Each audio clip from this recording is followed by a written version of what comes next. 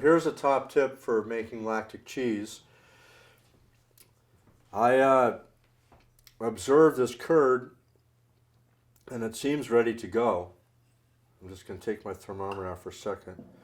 And because there's some whey on top and the curd pulls cleanly away from the side, and it has a nice aroma, like of a really good sour cream, cultured milk aroma, I would assume this is ready to ladle to go on to the next step. And because I have a pH meter here, I can actually confirm my observations by measuring the acidity. Now, when you're making lactic curd cheese, you can't ladle the curd into the cloth or these forms until the pH has gone down to at least 4.60 or less. So I'm able, by measuring pH, to affirm my decision to ladle this curd. And as you can see, I am not quite there yet. I'm at 5.21, so I need to wait. Now, I'm pretty sure the reason why this happened is that the temperature is too low. It's only 60 degrees. And I actually added the Floridanica culture yesterday at 5 p.m. at 80 degrees, and I assumed that it would be warm enough in this kitchen overnight, but it's about 60 degrees in here, so now we're at 60.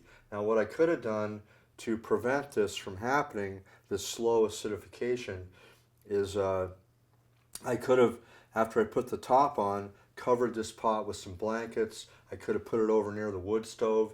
As long as I can keep this above 70 during the 15 to 20 hours of fermentation, I'm going to get to 4.60 or less. I've made this cheese enough that I'm sure that will happen. In fact, this was the first cheese that they ever made. Growing up as a kid, my mom and I made cheese in our kitchen from our single family cow that we had.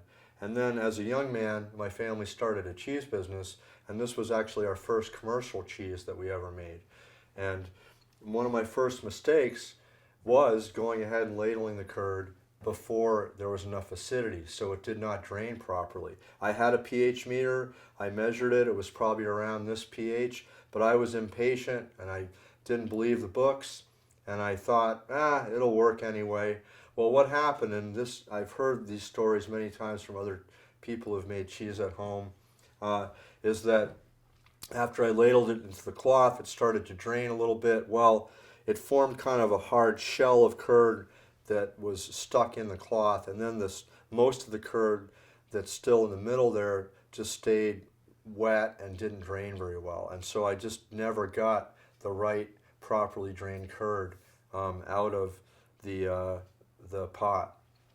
So I quickly learned of the importance of acidity, and that you have to have a pH of 4.60 or less to go to the next step, which is ladling the curd, either into a cloth and pre-draining that and then packing it into a small form like this, or draining it in a tall form like this.